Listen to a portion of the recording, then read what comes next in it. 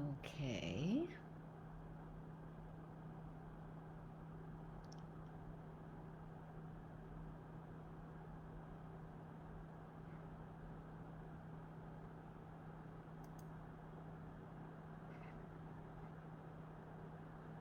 Hi there. I am just getting myself all set up so that this works. And let's see. Okay. I'm minding, hopefully, people will be here in just a minute. I'm trying to get the comment section going. And I'm not sure I see where that. Oh, there it is. Okay, great.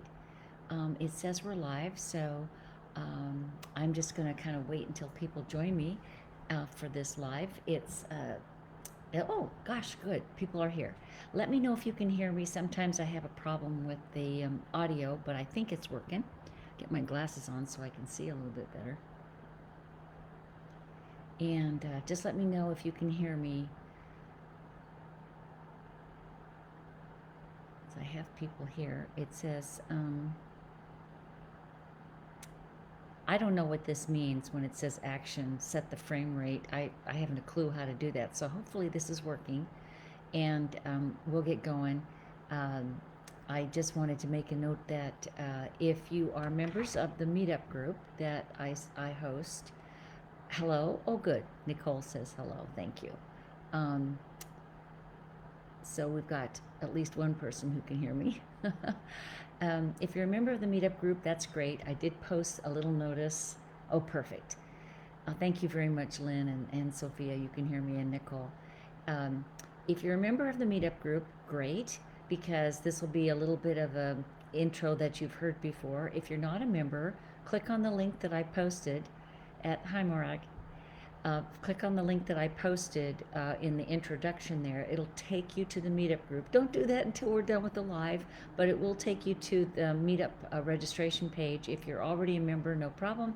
If you're not a member, I hope that you will join us. And the first 30 days are free. After that, the annual fee is only $25 for the year, and that's to help defray the costs of expenses with meetup and all the administration stuff. Um, and then let's see here. After your first 30 days of just sort of checking out if this is something that works for you, thank you, Anne. Um, then you can, when you join, you can get a couple things. One is I've just published a little ebook that's a summary of some of the issues that we deal with in these lives with neurodivergent families. That ebook will be free to members who join officially and pay their dues. The other thing you get when you join is access to all of our teleconference recordings. I've been recording teleconferences for many years now, and the topics are always, amazing.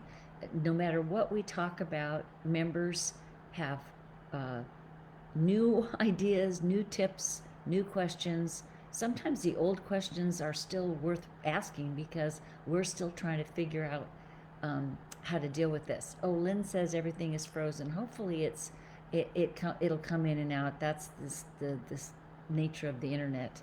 I had this checked out last time, by the way, by my IT guy, and he said everything was just fine. So I don't really know what the problems are. I just assume it's one of the artifact of trying to handle everything on the internet. So hopefully, and remember, this is being recorded as well. This live is being recorded. So if you're having a struggle with hearing or seeing it, it's going to be recorded and posted on YouTube later, and hopefully also on my website, so you can come back and listen and watch again. So the topic this month, by the way, is really important. I think it's we often will get together and talk about how difficult this life is, but I'm not sure we talk about what we can do about it. I mean, I do talk about what you can do about the problems that you're having, but I also, sometimes it's hard for us to get past how overwhelmed we are. And that's why I titled this one, Acceptance is Tough When I'm So Tired and Lost. Acceptance of the life that you have is the solution. really. It's the underpinning of the solution that is important.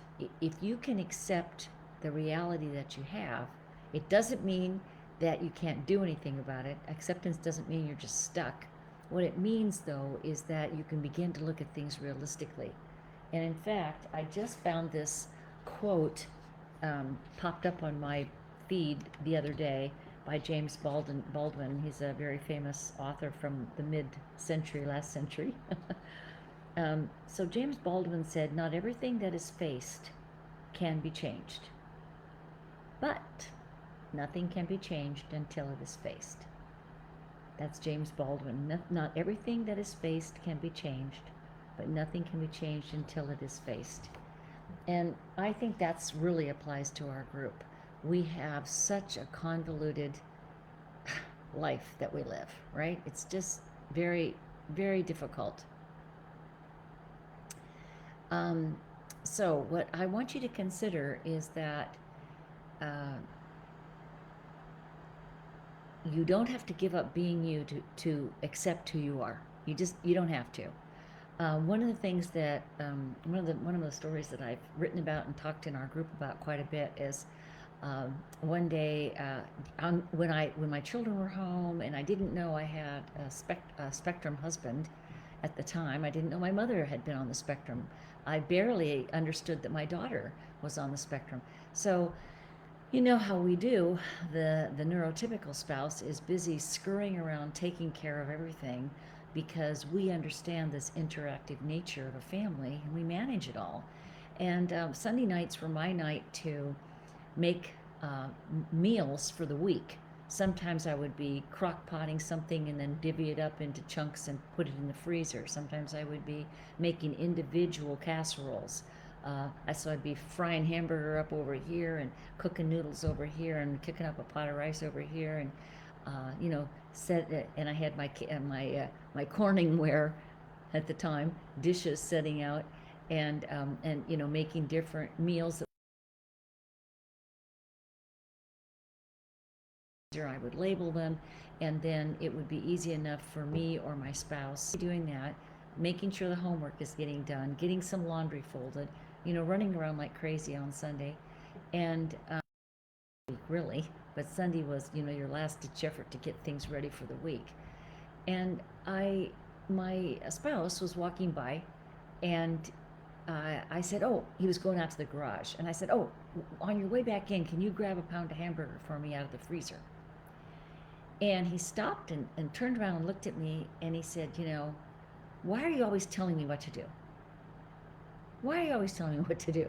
And my first reaction was, oh, I felt bad, because he seemed angry that I was telling him what to do, which I was. And so my first reaction was, oh, yeah, I be a nag. And then I stopped. I stopped myself. I grabbed a hold of my courage and I said, you're right. I am always telling you what to do. That's because I run everything. That's because I'm the household manager, I'm the chauffeur, I'm the cook, I'm the, I wash the clothes, I said, if it weren't for me, the kids wouldn't have clothes to wear to school. They wouldn't have their pediatrician visits. They wouldn't have their piano practice for their piano lesson. I said, I manage all of this. I even give you, I said to him, I even give you a color-coded schedule so that you know when you're on duty to pick up a kid and what field he has to go to after soccer practice. And I said, but, if you want to take all this on, you're welcome to do that. And I just looked at it, I said, if you want to take on everything that I do, you're welcome to do that. Otherwise, just get me a pound of hamburger. So, I don't know where I had the courage to do that, but I did. He didn't say a word. He didn't say, I'm so sorry, you're absolutely right, you do a lot for our family. He didn't say a word. He just spun around, went outside and got me the hamburger. So this is why we're tired. That's the subtitle, right? Acceptance is tough when I'm so tired and lost.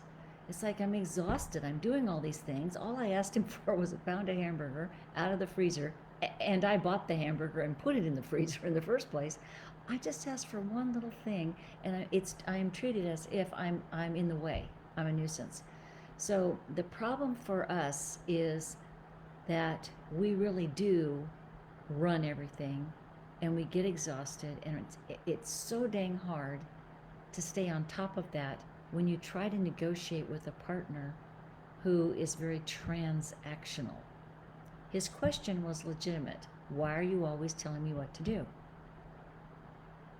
And until I got transactional back and said it's because of this, this, and this, he didn't know why I was doing what I was doing. You and I would understand. I want you to get this. If I said, would you mind getting me a pound of hamburger on your way back from the garage? You would say, oh, sure. Do you need anything else? See, the neurotypical gets the interaction. And they would say, oh, do you need anything else? And no problem. I'm happy to do that for you. Because we would be interacting with the entire system and realizing that she's working her brains out and she's up to her elbows and making casserole dishes. It just wouldn't be hard to figure out. But the transactional, neurodiverse person needs more information. And sometimes they are not hostile. It just feels hostile to us. Because it's like, why are you questioning me? He wasn't questioning me, he was questioning the facts. We can talk more about that in a little bit. So, what we've got are a number of events coming up. And by the way, go ahead and write questions in the comment section if you want to. I'm going to do my best to get to them. If I can't, I will answer them later. I'll get back onto Facebook and answer your question. You're also welcome to send me a private message on Facebook if you don't want to post it. That's okay. Let's see here. So, under this topic of acceptance and dealing with our fatigue, we have a number of events going on this month in our meetup, our special private group. The group is only for neurotypicals, by the way. I know that there are a number of people watching this Facebook Live right now or watching the recording that are on the spectrum themselves, and I think that's fine. I often get questions from people on the spectrum because they're wanting to know how to do this better, how to break through the frustrations. So, both sides are working as hard as they can. It's just very different. So this group that I'm hosting is for the neurotypical. But if you're on the spectrum, you're certainly welcome to contact me too, because I'm happy to talk with you. And I have, like I said, a number of clients on the spectrum. So the events we host are this Facebook Live, teleconferences, video conferences, and soon to have some webinars. I'm getting busy and trying to record those webinars for all of you. So the first conference of the month is a video conference. It's hosted on November 2nd, November 3rd, and November 4th. Okay, 3 days in a row. I usually offer them 3 times, and I try to give them at different times so that you are, depending on what time zone you are in, you can make an early morning one, a midday one, or the end of the day time. And this first topic is fatigue is normal in ASD and T relationships, or neurodivergent relationships. So here's the thing. Of course fatigue's normal. I just told you my Sunday afternoon story about, rushing around trying to get food prepared for the day so that when I go to work and the kids have lunches packed and when they get home from school and I can help them with their homework and all I have to do is pop a casserole in the microwave, it's easier. But, if you're, no matter how efficient you are, it's fatiguing. But there's another part that's fatiguing about it, okay? It's fatiguing to have to explain why I asked for the hamburger. I just wish I could ask for a hamburger and not have to explain why. So that video conference, by the way, is a small group. It's only 8, 9, 10 people so that we can talk with each other. I do not record the video conferences. It's important that you understand that. I don't record the video conferences because I want people to feel free to talk, and we're showing our faces and our names, and so I don't want people to feel like they have their privacy invaded. And so I never record the video conferences. But you also can interact with each other there, person to person. You don't have to just talk with me. And I think it's helpful to know that other people know exactly how you feel. In fact, whenever I have new members join the video conferences, they always burst into tears with this recognition that there are other people who get it, who know what they're talking about. I know I sure do. Many, many times I burst into tears just hearing people's stories, knowing that my book that I wrote years ago, Going Over the Edge, that this book has reached so many people. And honestly, you need to know I wrote it because I needed to say something. That book came out in 2009, right? I needed to let people know this is what I live with. So the first conference is Fatigue is Normal. It's fatiguing to be the household manager, the family manager, the kid manager, the spouse manager, and to have to explain things to a transactional spouse. And I can talk about transactional too.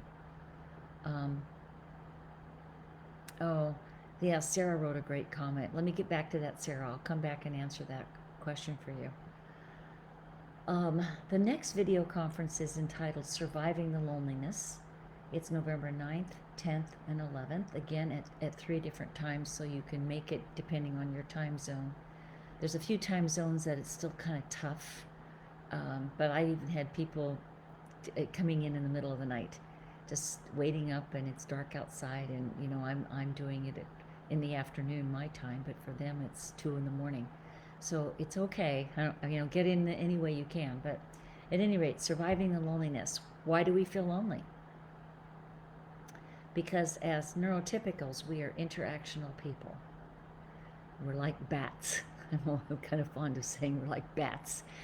We use other people and animals and our gardens. We use lots of things to. We know ourselves in relation to others. This makes sense to you.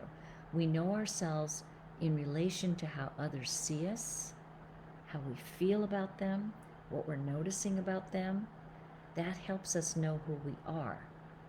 We get lonely when our neurodiverse, our autistic loved ones don't bounce back any energy. We look in their direction, we wait. I say, and my spouse is supposed to turn around and say, oh, did you need something? And I said, yeah, I saw you walking out. Could you bring me some hamburger? And he's supposed to say, oh, no problem, happy to do that. Do you need it right away? And I might say, no, just when you come back. And the interchange is done, right? That's bouncing back and forth. That's an empathic response.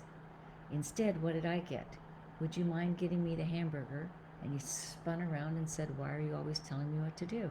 It's not what we expect, and it feels lonely. It feels like I just got shut down, cut off, I'm not important. Then the third video conference, and we'll come back and talk about these if you want to. The third video conference is, are you going through an identity crisis? And that's on November 15th, 16th, and 17th, again at 3 different times to help you join in. Are you going through an identity crisis? Can you see how that's related to the fatigue and surviving and acceptance? If we don't get back acceptance too, affirmation, acknowledgement of who we are, we start forgetting who we are. In fact, we might even sort of shut down and say, gosh, I'm never going to ask him for hamburger again. It's my job to cook. What was I thinking, asking him to get something out of the freezer? I could start thinking that way, or I could think, oh gosh, I'm a nag. Or, a husband that I had one of our members say that he was really very distressed when his toddler called him mom. He's the neurotypical. His wife's on the spectrum. His toddler called him mom. All right, we get mixed up. Kids get mixed up. Who we are gets, jumbled. And so we can get very confused about what we like or what we want, or should we speak up or not. And in this video conference, we're going to talk about how to take your life back, how to be true to yourself, even when you're dealing with a spectrum person who has a difficult time. They may love you deep down inside, love you dearly, but they have a hard time letting that bat know that there's energy coming back at them. The next conference is the just before Thanksgiving, November 18th.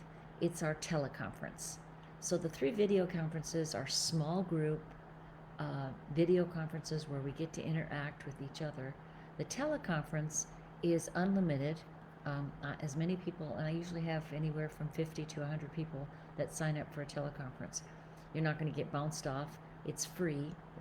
We use freeconferencecallhd.com, and it's free all over the world. I know that sometimes people wonder and they think they have to pay for that long distance call, but you can use Wi-Fi or you can use the numbers. We list all the phone numbers on my website. I'll list how do you find your phone number, whether you're in the UK or Dubai or Finland or Singapore, wherever you are. There's a way to call in for the teleconference. I do. So once you're a regular member, you can go back and listen to several years worth of teleconferences.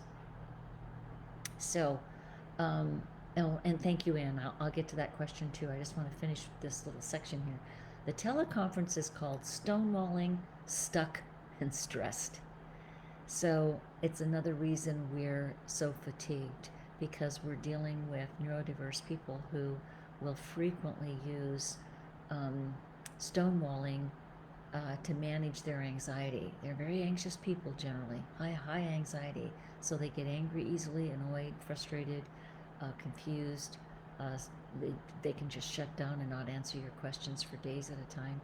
So that kind of stress we need to find a way to cope with that so that we don't go stark raving mad like I did. I really did kind of go crazy there for a while. So remember, this group isn't just about me talking at you. Our meetup group is about a community of people who get it, who are there for you. I know many members have made longtime friends from our group, even if you didn't live in the same town. Right? You find out that there's other people who get you and know what you're going through. You may not be able to talk to your family or your friends about it for a variety of reasons. We can get into why you can't. But it is so valuable to be part of this community, no matter how small we are. I think we have under 600 members right now, and it doesn't matter. It doesn't matter if you, like I said, if you're in Perth or Mumbai or Russia. We have people everywhere. Afghanistan, we've got people in every country in the world. It doesn't matter where you are. Okay? It doesn't matter what language you speak. This is understandable to you. Of course, it helps to speak English because that's all I speak, but it doesn't matter. You get it. So let's see if I covered everything here. I think I did.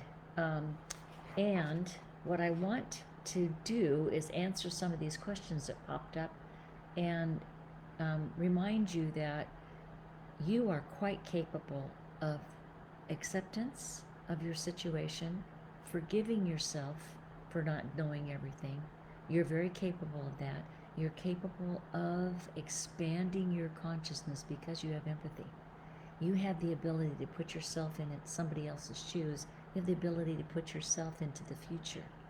And if you can do that, you can fix the dilemma that you're living with. So back to the questions here. Sarah, by the way, other people, please post a question if you have or a comment. Sarah says, oops, I guess I'm freezing up, and hopefully we'll just get past it somehow. Sarah says, I'm not sure how to express to my husband who has Asperger's why it's important that he says my name. He struggles. Yeah, it's important to say your name because you exist, because you're a person, you're somebody special to him, right? It is important to say your name. Why is it important? Because your spouse struggles with empathy. When I can't remember somebody's name, I'm embarrassed. I don't want to not remember their name. I want to honor who that person is. The problem is that they often have a lot of anxiety. They have face agnosia. They should know, agnosia. They know who you are, of course. But the idea of adding anything extra in is very stressful for them. They don't know how. Empathy for us is all kinds of things. It's using the right name, it's remembering somebody's birthday, it's chatting about their grandchildren. You know, if you see them again and you say, wait a minute, how old is that grandbaby of yours now? Right? We want to find that out because we genuinely care about that human being. But I have to tell you, when my mother was dying, I was 25 years old. She wasn't very old either. Poor thing, she was 49. But when she was dying, the last thing I said to my mother is, I love you, Mom. Of course, it makes me choke up. I said, I love you, Mom. I love you. And I took her hand. And she said, I love you too, daughter. She didn't say my name. I don't know if she didn't know which daughter I was. Doesn't really matter. It didn't feel right. So they struggle with it, but they can learn to do better.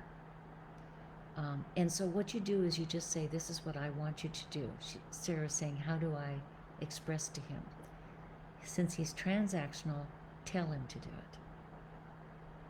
You can say, this would mean a lot to me, but from now on, please call me Sarah.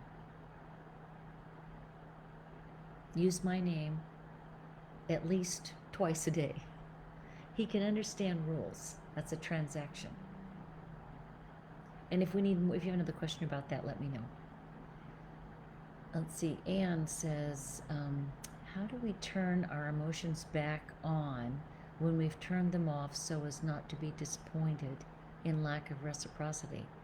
Oh, yeah, darn it. That's a really good question, Anne. Of course, we turn our feelings off in order to cope with the disappointment, the grief that we're struggling with. It's a lot of grief to day in and day out and loved by your sweetheart. So how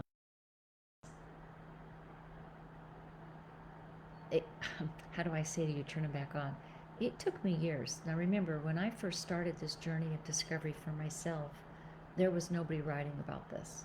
My therapist didn't know what I was talking about. And so it really did take me years to kind of get my emotions and my spirit back up to snuff. And I still get stuck. I've got trauma. You know, realize that you're going to have trauma and that you're going to get triggered. But what I would recommend, and I'm sure other people will do this as well, is I would recommend being with really nice people. You know, join groups, be with people that are kind and loving and know you and call you by your name, and you'll feel those feelings. I remember one day I was walking with a neighbor, and she said something amusing. We were outside, and all of a sudden I felt this belly laugh come up inside of me and burst out. And I was startled. I didn't remember laughing like that.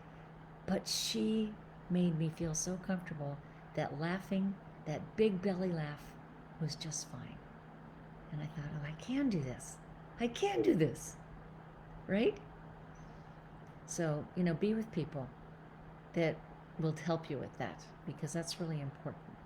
The other thing is meditation, yoga, any of those mindfulness, those mindfulness strategies help you to get back into who you are. It's a physical thing, right? Like the belly laugh was physical. So do things that get you into your physical body, and you probably will feel your feelings again. Doesn't mean you don't have to protect yourself from the shock of the lack of affirmation from neurodiverse people. And I want to encourage my neurodiverse people watching this. Of course you have love in your heart. Of course you care. Of course you're a kind, sensitive human being. But because you miss the cues, you don't always give back the message that other person is cared for. So we can talk about how you can learn to do that. But it's really important that you understand how hard it is for your neurotypical loved ones. Nicole says, I really need to look in one of your video conferences. I'm just totally burnt out. Yeah. Burnout? Burnout is part of the problem. Burnout is definitely part of the problem. You keep getting your whenever you get shocked like that, the anxiety rises in you, all the stress chemicals flood your system, and it's just natural to protect yourself and shut down and pull away. So this is why this is a group of people that frequently has psychosomatic illness, migraine headaches, stomach aches, hypertension, um, you name it. I used to fall downstairs. I broke my wrist, broke my ankle, sprained the other leg, broke my leg, broke my foot, broke my toe, because I was so stressed that I was trying to cover so many bases that whenever I hit the top of the stairs, I'd roll down. And since writing my books and getting my act together and taking care of myself, I haven't fallen downstairs in years. I fell downstairs at work. I fell downstairs at home. I fell down 2 steps. It didn't have to be 10 steps. Didn't matter. Another frequent way I expressed my stress was backing my car into things. I would back into utility poles, utility boxes, stone boulders. My depth perception was off, and there wasn't anything wrong with me other than that I was a stress mess. So take your life back, exercise, and be with loving people. Denise says, is it a control thing not to acknowledge your name? No.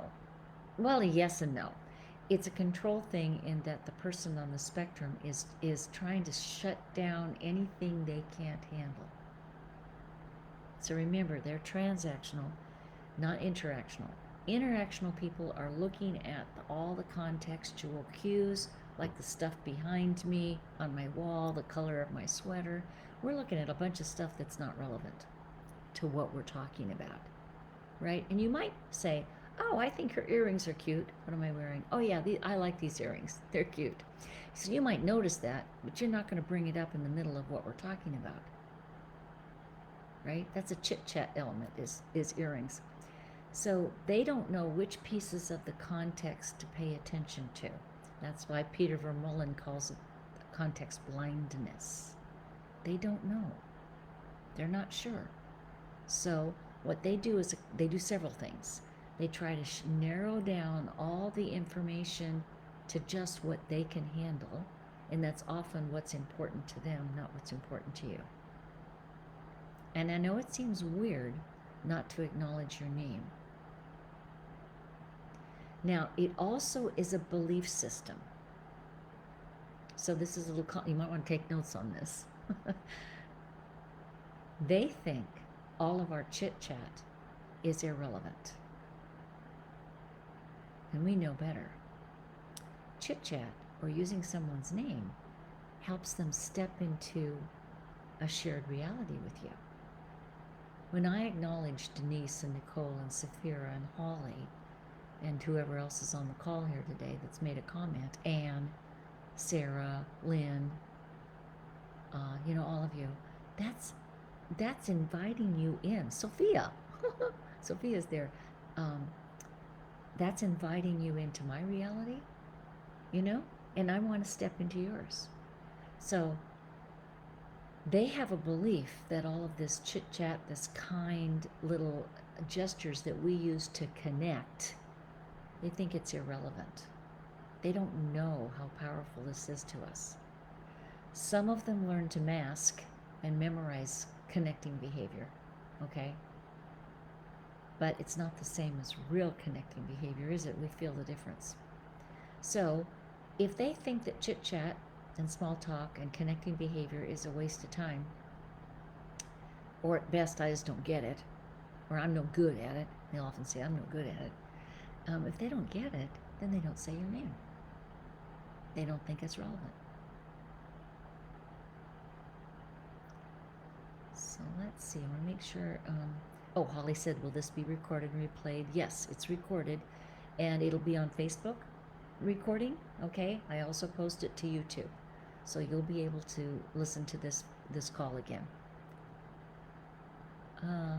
Sarah says, yeah, thank you. I've done that. It gets frustrating that I have to ask for something so simple and natural to NTs. I sometimes feel like I have a third child. Yeah, dang it. That's what makes it stressful. With our children, we're okay that they're transactional because they are. They're always saying, why do I have to do this, right? Or they roll their eyes, and you say, don't give me that look. Just go set the table, and we'll have dinner. So we're transactional with them, and we're okay. We get tired that they do it too, but we expect them to do that. We even expect young adult children that are in college to still not kind of be totally with it, empathically. But it's very tiring to deal with an adult who rolls their eyes when you ask for a pound of hamburger, right? Very tiring. And that's why we need to be with more NTs, but NTs who get what we're talking about. That's why you need to join the group. You talk with other people just like me, just like you. And oh, what a relief. You get it. You know me. You're paying attention, right? How many, I know if everybody in the room could raise their hand right now, how many feel like would say, oh yeah. And that's really difficult when you're talking about a spouse who might be a nuclear physicist or a politician or the president of a university or a well-loved high school teacher. Doesn't matter. If they've got autism spectrum disorder, they're transactional. And they don't often know the simplest things. Right? And Sophia says, how do I not feel like his mother when using transactional speak? Oh dear.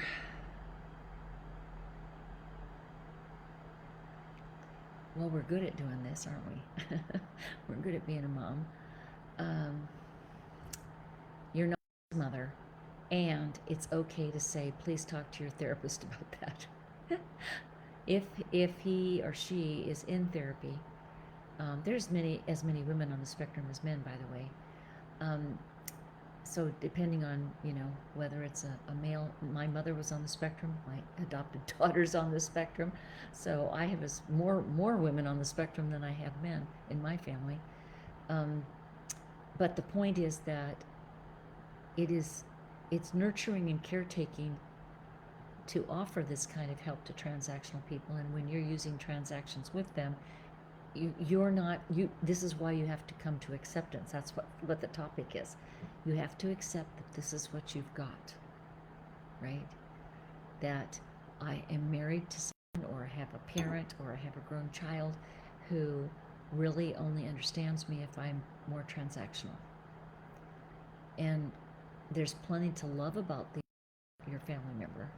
They may be terrific at coaching the soccer team, or they may be really wonderful at making a good income, or they may be good at remembering just the right gift for you, although that's rare. But sometimes people on the spectrum do that well. So you got to love them for what they can do, not what they can't do. And that sometimes helps. If you can detach and be neutral and accept what you have, then you can offer the help in a practical way. And then sometimes you just need to say, I'm kind of tired today. Can you make a note of that and ask Dr. Marshak when you go see her again, right? Safira says, are all Asperger transactional? Yes, they are.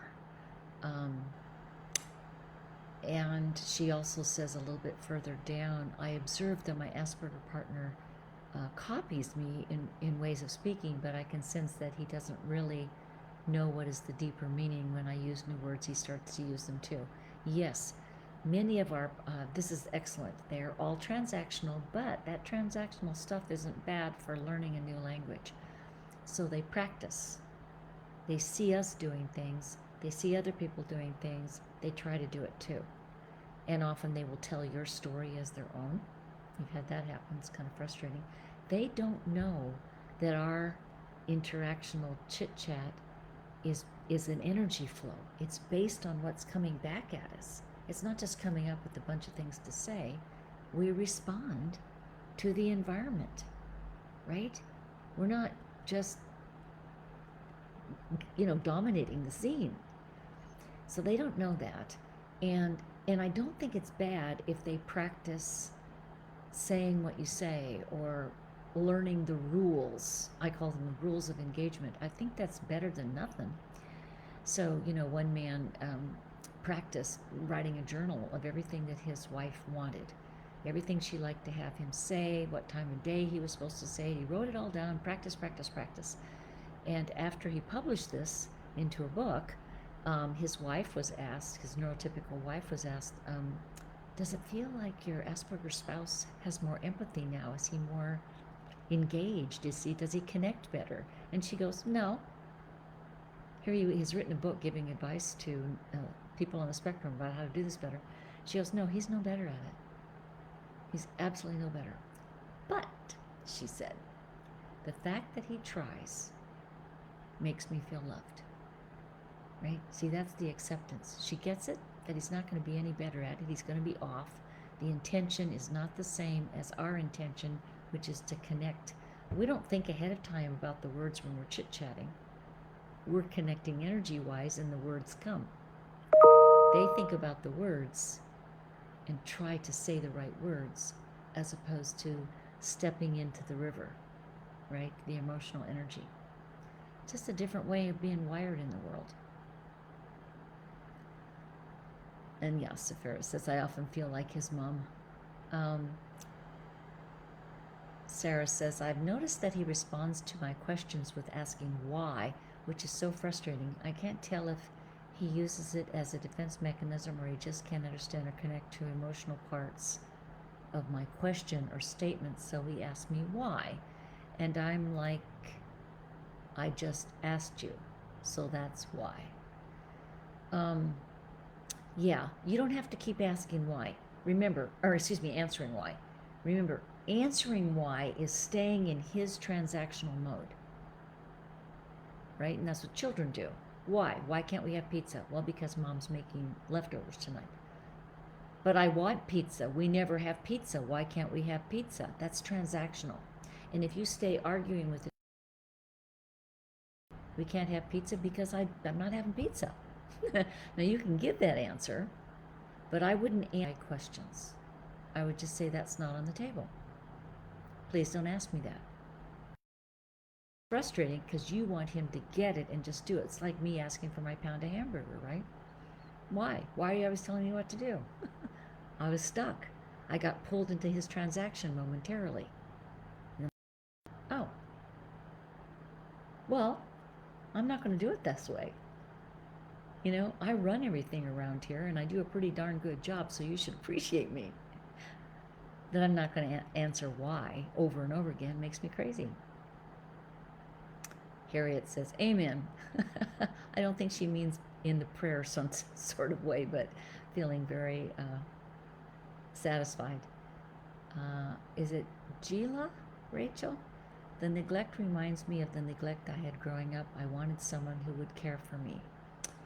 Yeah,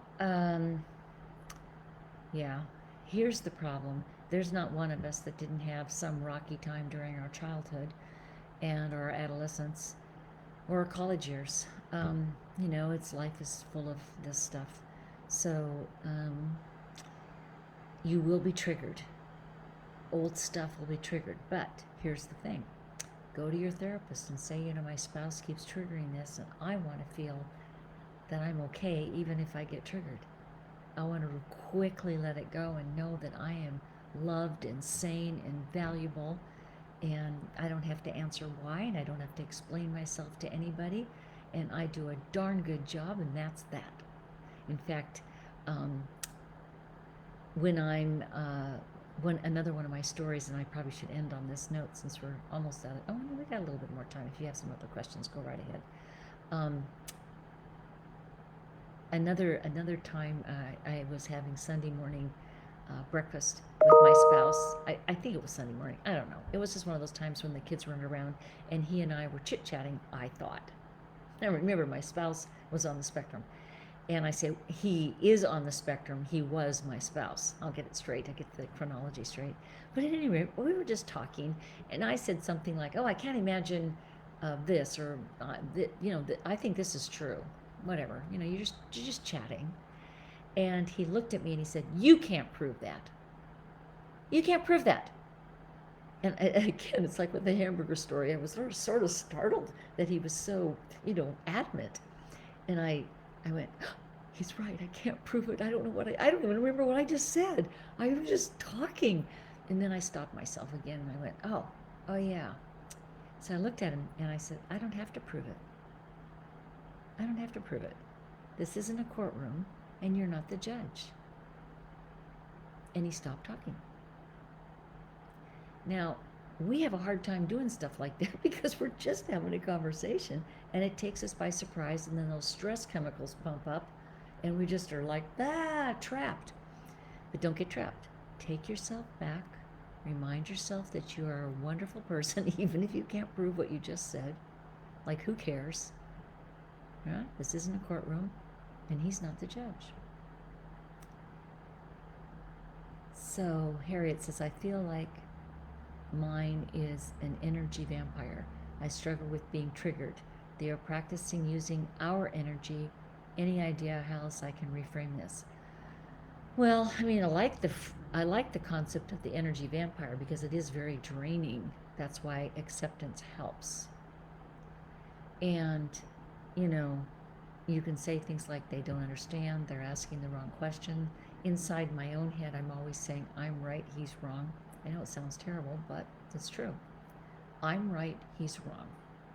And I'm going to stick to my guns. And another technique which I used with the this isn't a courtroom, by the way, that is called a counterexample if you want to look it up in linguistics literature. A counterexample is kind of what the stand-up comic does, right? What the comic does is they're leading you down this path, and then they give you something totally over here, the exact opposite. All right, so he was leading me down the path that I can't prove it, which was true, and should have stumped me, right? Except that I didn't go there. I said, I'm going to go the opposite direction. I don't have to prove it, right?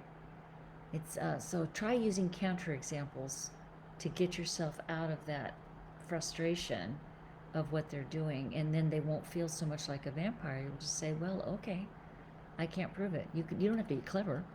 You can say, yeah, you're right, I can't prove it. You know, pass the maple syrup. I need some more on my waffle. I mean, you don't go there. Oh, Jennifer posted a link to the Liz Lemon self high five. And apparently I'm not going to click on that right now, but she posted it. So if you want to click that, what was the name of that show? I love that show, actually. Liz Lemon. That was the name of the character, Tina Fey's character, right? Can't remember what it was, but I love that show. Okay, one more question here. Sarah says, I've lost a lot of my friends because when we would, I don't think she finished this, but that's the part of the loneliness. Okay, your friends will not understand what's going on. They will also not understand you being so, pardon me, bitchy.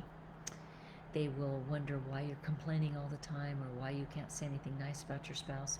Or sometimes they notice your spouse being bizarre and blame you for that too. Like, what's wrong with this dude? Didn't you explain that the party was at 7 and you guys show up at 10 and he says he didn't realize it was earlier? Whatever it is. So that's why we need this group, because your friends are wrong to treat you this way. They don't understand what we're dealing with. Oh, yeah, she's finishing this. I've lost a lot of my friends because when we would go out, he would never talk, and I feel like I have to make up for, oops, where to go here?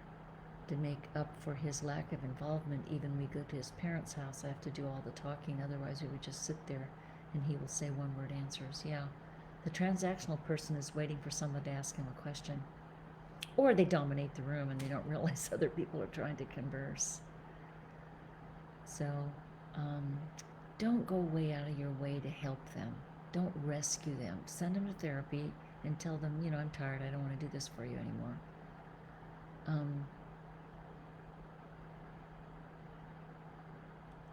Oh, I'm sorry. I just gotta respond to this last one. Safira says, today he wanted me to explain what is an empath. He's convinced that he's an empath or empathetic. Does make sense to try to explain what empathy is. Um, people on the spectrum are not empaths, and they are not empathic. Without a shadow of a doubt, 0 degrees of empathy. That doesn't mean they can't be kind, have love in their heart, be sensitive, but one way to think about it is that the empathy requires this ability to do the give and take, to be interactional, to step into your world, back into my world, share the process. Just because you're sensitive and cry at the drop of the hat doesn't make you an empath. All right, doesn't make you empathetic. So, but if you try to explain this interactive stuff, that will leave them cold. They don't know what you're talking about. They really don't. It's better if their therapist helps them understand that it's beyond them, but it doesn't mean they can't be kind. Right?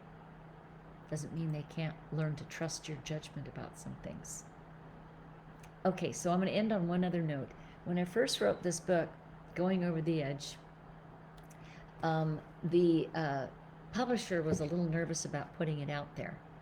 The publisher said, and the title is Life with a Partner or Spouse with Asperger Syndrome, Practical Steps. And the publisher got some bad reviews on the book from people who said it's going to make people on the spectrum angry that Dr. Marshak is talking about the problems that go on in a neurodivergent relationship. And I figured, well, it's probably going to make somebody angry, but why shouldn't we talk about what's going on with us? Why isn't it okay to ask for help, right? It should be okay to ask for help. So, but I didn't know they had this behind the scenes stuff going on. And so what the publisher did is he asked a well-known professor who teaches autism studies at Adelphi. Is it Adelphi? I'll get the right university here.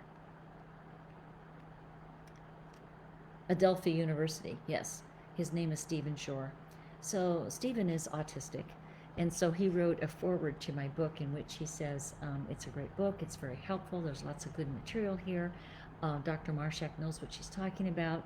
On the other hand, he said, you may be in a neurodivergent relationship and you don't really need this book, and that's okay if you don't need it. If everything's going well like it is in my own relationship, we'll be fine. And so he talks about how his wife is just very supportive and understands him, and they get along just fine, and they don't really need this book. That's the foreword, okay? So then you turn the book over, and we have testimonials on the back, right? So Dr. Shore says some people don't need the book, and that's absolutely true. But the people who are showing up at this live or coming to our meetup group, we need the book. So here's his testimonial on the back.